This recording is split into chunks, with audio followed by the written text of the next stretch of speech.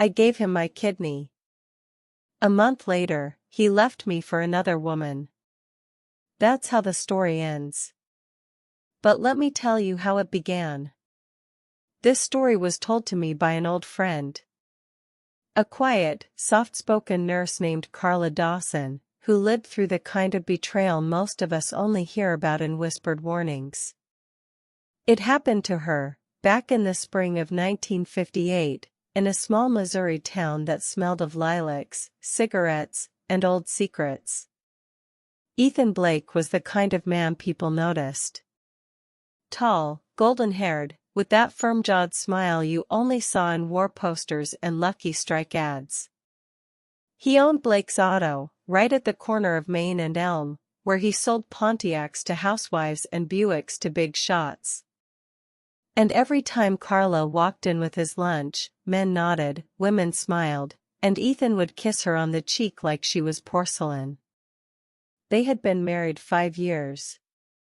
No children, though she wanted them. A miscarriage in '55 had left a hollow silence between them, one that Carla tried to fill with warmth, with her job at the clinic, with lemon pies and pressed collars. And then Ethan got sick. Not the flu. Not a cold. It was his kidneys.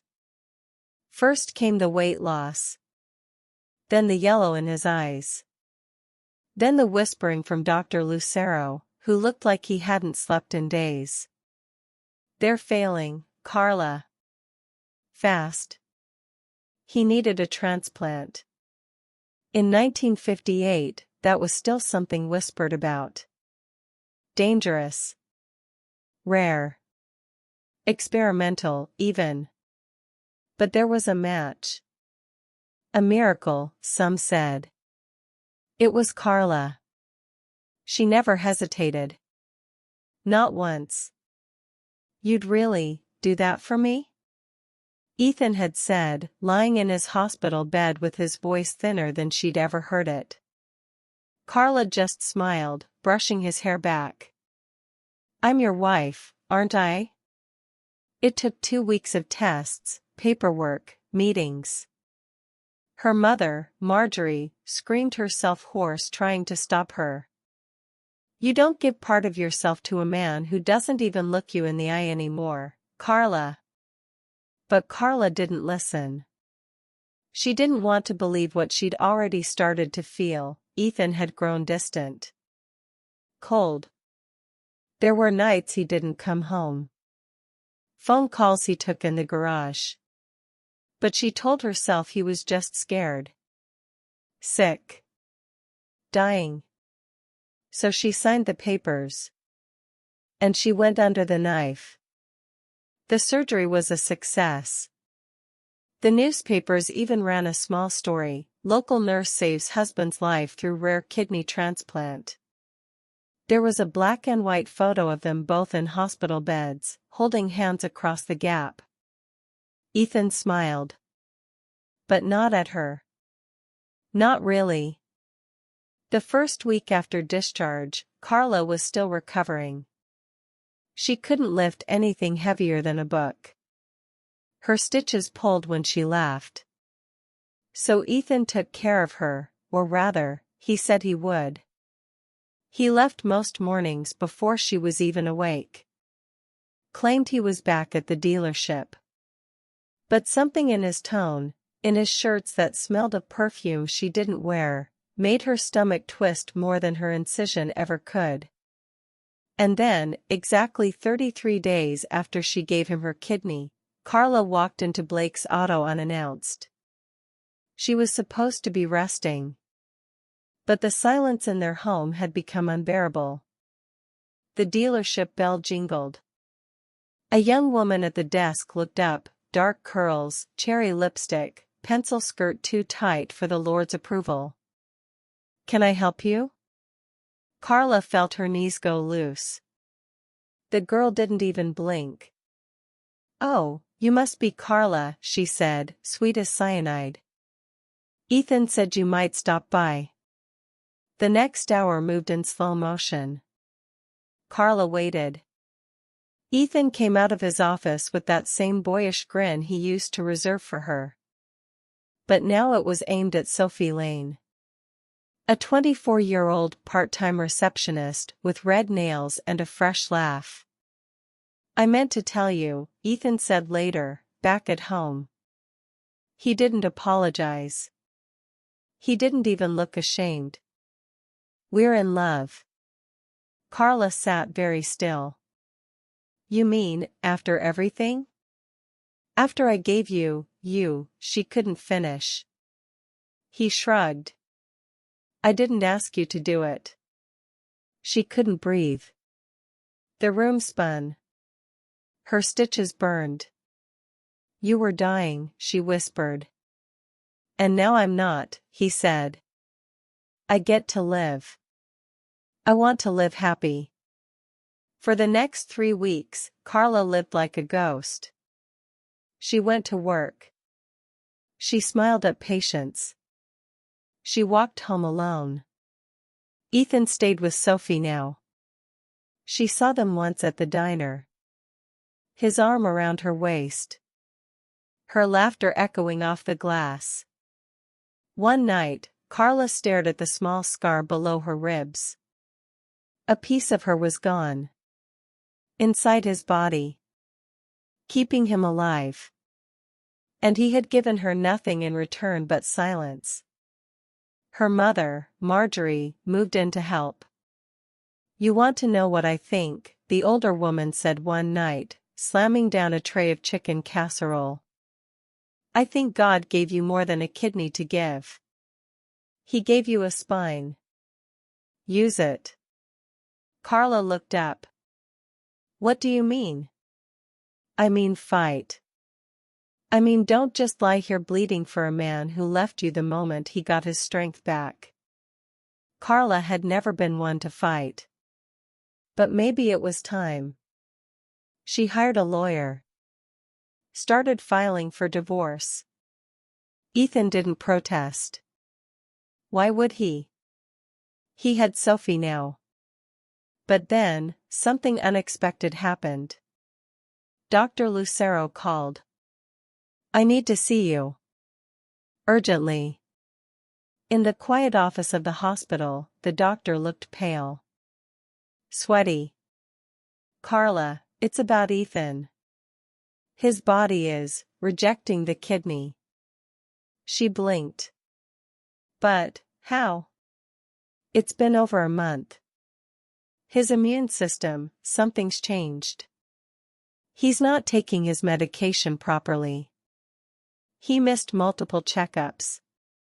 Carla felt something tighten in her chest. "He's dying again?" Dr. Lucero nodded slowly. "Unless he starts treatment immediately." Carla walked home under a gray sky. Wind in her coat. Scar aching. And for the first time since the surgery, she didn't cry. She smiled. She thought she was done with him. Carla Dawson had finally stopped waiting by the window. She no longer cried into her pillow or stared at the empty chair across from her at dinner.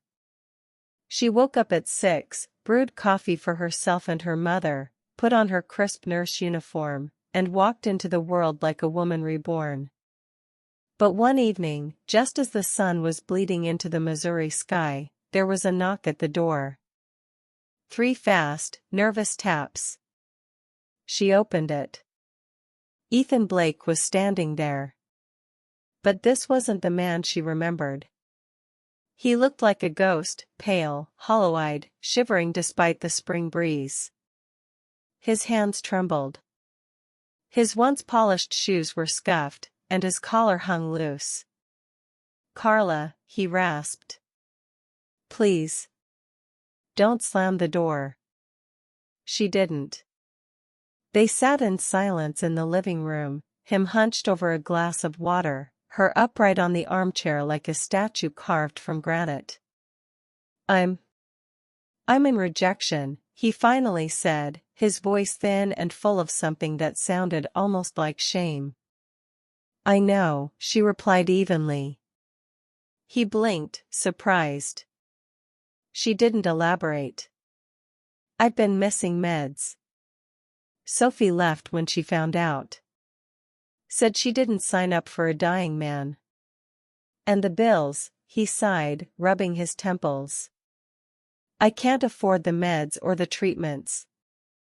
My insurance doesn't cover them. I don't know where else to go. His voice cracked. I'm not asking for much. Just a few weeks. To stay here. Just until I can get stable again. Carla stared at him. The man who had walked out of her life just 33 days after she gave him her kidney. The man who told her he just wanted to be happy while she recovered alone. Now he wanted help again. He looked at her desperately. I'm going to die if you don't help me. She stood. Walked to the window. The street outside was warm with life, kids jumping rope, radios playing Elvis, the clink of dishes in someone's kitchen. She turned. You're dying? She asked, calm as a breeze. Yes. Then you have two choices, Ethan, she said, stepping forward. Either go back to your family. Or fight for your life on your own. Just like I had to. He stood too, panicked. You can't do this. I'm a part of you now. I carry your kidney. No, she said, her voice hard. You carry my gift. And I'm not obligated to give you anything else, especially not again. He left, stumbling. Carla closed the door. And for the first time in months, she laughed. The next few weeks changed her. She started reading again, psychology, ethics, women's rights. She submitted articles to the Jefferson County Chronicle. She walked straighter, spoke clearer. Even her mother, Marjorie, noticed. You're glowing, girl, she said, sliding a casserole onto the table. I haven't seen that fire since before you married that boy. At work, there were changes too. Dr. Lucero promoted her to head nurse. You've got steel in you, Carla, he said. The kind of steel this place needs. Meanwhile, Ethan began to show up again. Not at the door. But in letters. At first, they begged. Then they pleaded. Then they threatened. One night, she saw his car parked across the street. He sat slumped behind the wheel, just watching the house. Marjorie clenched her jaw. Want me to call the sheriff? No, Carla said. Let him watch. Let him see what I've become. And then, the opportunity came. The St. Louis Tribune launched a statewide writing competition. Women and sacrifice, where does the line end? Carla entered. Her piece didn't name names. It didn't accuse. It simply told the truth. I gave a man my organ. He gave me silence. He left, and only came back when he needed me again. But this time I didn't bleed. Because love does not mean self-destruction. The article went viral, as much as a piece could in 1958. She was invited to speak on local radio. Women wrote in. Called. Cried. Carla sat in the radio studio days later, microphone before her, hair curled just right, lips painted soft pink. Across the town, in a rusted Chevy parked behind the diner, Ethan Blake sat listening to her voice on the radio. There was a billboard outside the window. Her face was on it. Nurse Carla Dawson, the voice of strength. And in that moment, Ethan realized. His era was over. But Carla's war wasn't. Because soon, she'd learn that Ethan wasn't done hurting her. Not yet. A lawsuit was coming. One that would drag her back into court, into scandal, into fear. And this time, the stakes would be her career, her name, her future. It started with a letter. Cream-colored. Hand-delivered. Official-looking, with a gold seal pressed into the corner and her name printed neatly across the front. Miss Carla Dawson. She didn't open it right away. She'd just come home from her second shift at the hospital, her shoes damp from the April rain, her back sore from helping an elderly patient into bed. Her mother, Marjorie, was already in the kitchen, stirring a pot of chicken stew. "Letter came for you," she said, not looking up. "From some law office in St. Louis." Carla stood there, envelope in hand, heart doing that thing it used to do when Ethan came home late: skip, stall, thump. She opened it. And her world tilted sideways. Blake versus Dawson, intentional negligence and medical malpractice. She read it twice. 3 times. The words didn't change. Ethan Blake was suing her. Claiming she had deliberately sabotaged his kidney transplant. That night, the house was silent. Carla sat at the dining room table, the lawsuit spread out in front of her. Her hands trembled as she traced the words again and again. According to Ethan's legal team, she had recklessly endangered the life of the plaintiff by insisting on an unapproved surgical method, and had potentially withheld preoperative information vital to the transplant's success. In other words, she had tried to kill him. Marjorie read over her shoulder, jaw clenched. "That bastard," she hissed. "He's trying to ruin you." Carla felt a strange numbness crawling up her arms. This wasn't grief. It wasn't even betrayal. It was war.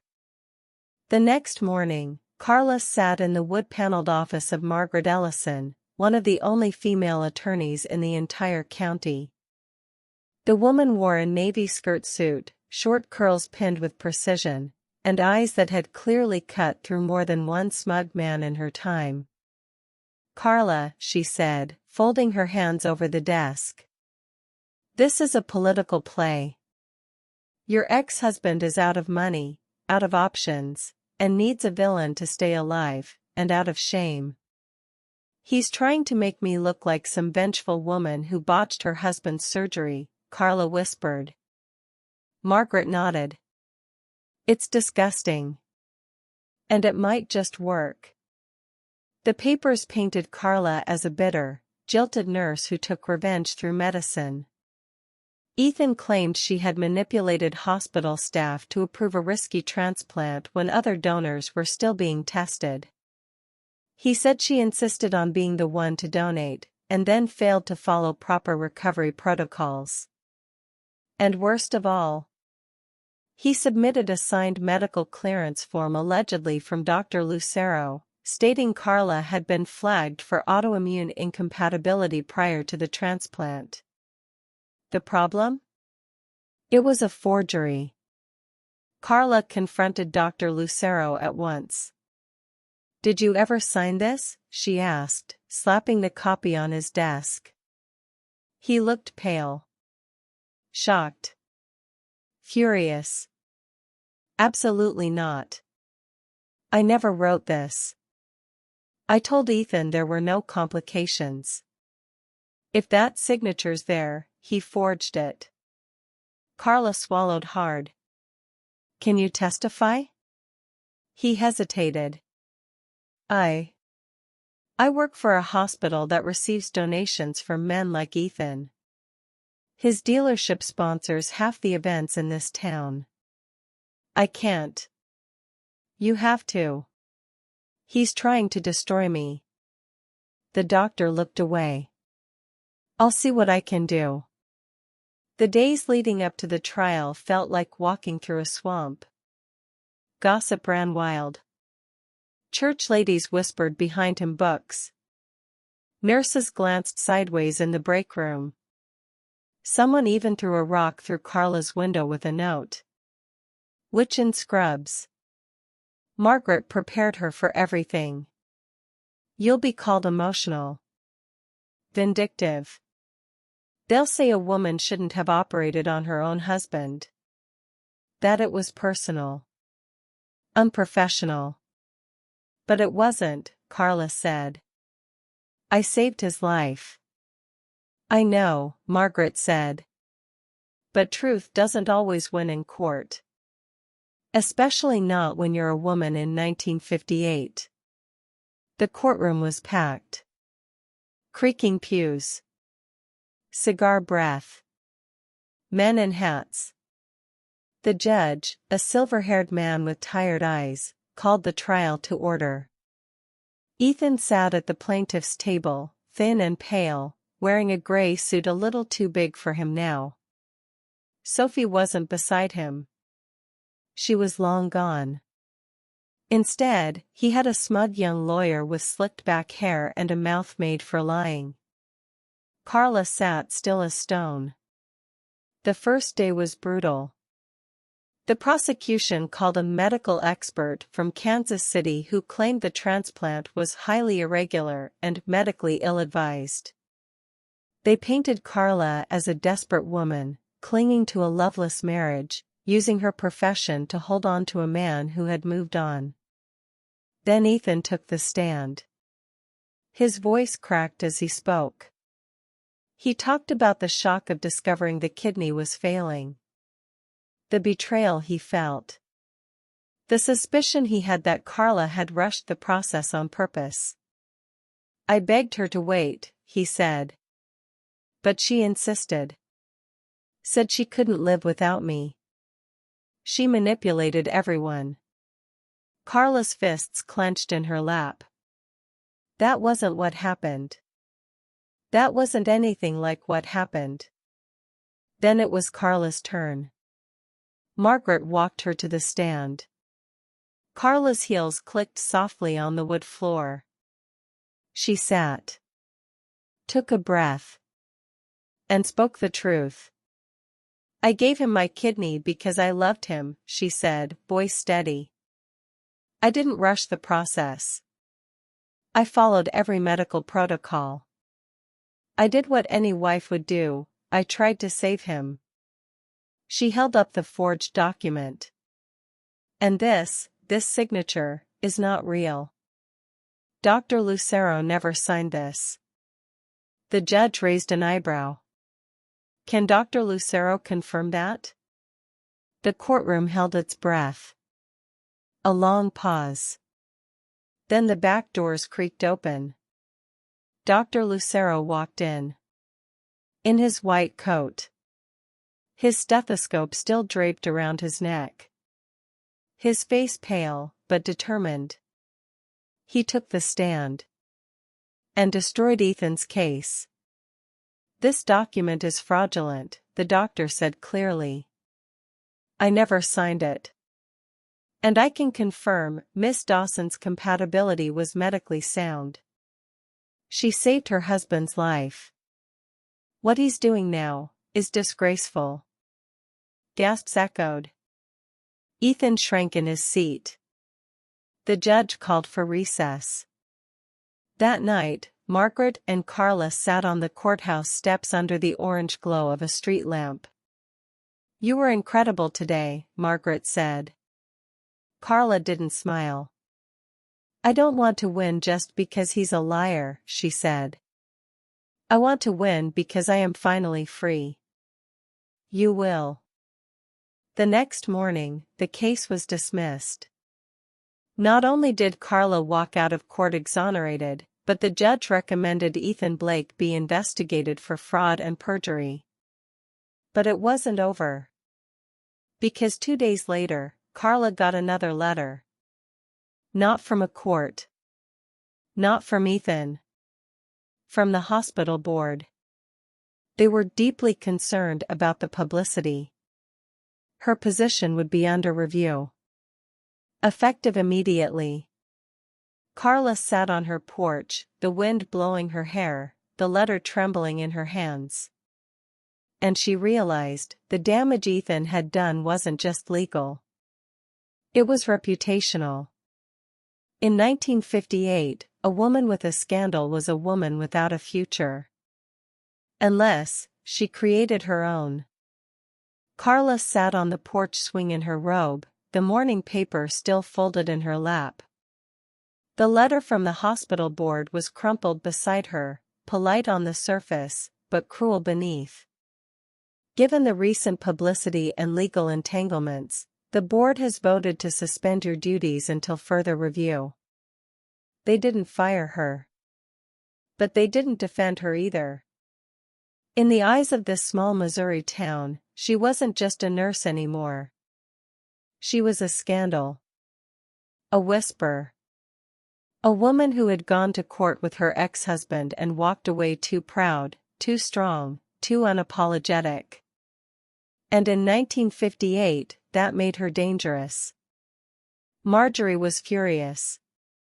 You save a man's life, and they act like you're the one who brought shame to the town, she fumed, slamming down a pot of boiled eggs. You should be on the damn hospital board, not begging for your name back. Carla didn't argue. Not anymore. Something inside her had hardened. Not into bitterness, but into resolve. She wasn't going to spend the rest of her life trying to convince people of her worth. She'd show them. It began with a letter of her own, addressed to the St. Louis Tribune, the same paper that had published her first article. This time, she wrote about public punishment. In small towns, a woman is not allowed to suffer in silence. She is expected to smile through betrayal, thank her abuser, and never speak aloud of her pain. But I did. And now, I wear the cost of truth like a scar on my career. The article ran under the title, "My Kidney Saved a Man. The Town Tried to Kill Me." Within a week, newspapers across the state picked it up. Carla was invited to speak in Kansas City, then Jefferson, then Chicago. Women wrote her. Men, too. Even doctors. One letter stood out, from Dr. Anna Whitmore, head of a brand new women's clinic opening in St. Louis. We could use a nurse with your courage. If you're willing, there's a place here for you. Carla folded the letter into her purse and took the train the next day. The city was louder than she remembered. Faster. Full of people who didn't know her name, and didn't care who her ex-husband was. Dr. Whitmore met her with a firm handshake and a warm smile. You won't be punished for speaking here, she said. We do things differently. Carla started work the following Monday. Meanwhile, back in her old town, things were falling apart for Ethan Blake. The court had launched an official investigation into the forged document. Turns out, he had falsified more than a few signatures, including loan approvals, car titles, even a forged co-signature on a second mortgage Carla never knew he took out. His reputation crumbled. The auto shop lost its franchise status. His name, once printed in gold letters across billboards and diner ads, was now inked into court dockets and arrest reports. One rainy afternoon in July, Carla returned to her old house to pack the last of her things. The roses by the porch had withered. The screen door creaked. The town looked smaller than she remembered. She was locking the side door when she heard a voice behind her. You win. She turned. Ethan stood in the mud, soaked to the bone, hair clinging to his face, eyes red. You got your freedom. Your fame. Your applause, he said. They'll never remember my side. Carla stepped down slowly. Looked him in the eye. There never was a your side, Ethan. Only your lies. He shook his head. I gave you everything I had. No, she said softly. You took everything I gave. And when you couldn't take more, you tried to ruin me. He stepped forward. I'm still sick, Carla. They say the kidney's failing for good this time. She looked at him for a long moment. Then down at her gloves. Then back at him. You should call the clinic in St. Louis, she said. They'll help you. If you tell the truth this time. He blinked. That's it? No forgiveness? She gave a small smile. You don't need my forgiveness. You need a conscience. And she walked past him into the rain. Months passed. Carla's life took shape in St. Louis. She became the lead nurse of the women's clinic. Spoke on panels. Helped push for legislative reform on medical consent and post-operative rights.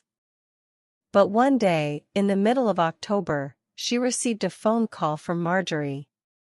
Her mother's voice was quiet. Ethan passed. They found him in his car outside the old dealership. Kidney failure. Carla said nothing. They wanted to know if you'd attend the funeral. Carla thought for a long time. Then she said, no. I already buried him the day he walked out on me. Later that night, Carla sat by the window of her city apartment, the lights of St. Louis glowing outside like stars turned upside down. She placed a hand on her side, over the faint scar that still remained, a reminder of what she gave, of what she survived. And in that moment, she finally understood. Her kidney didn't save Ethan. It saved her.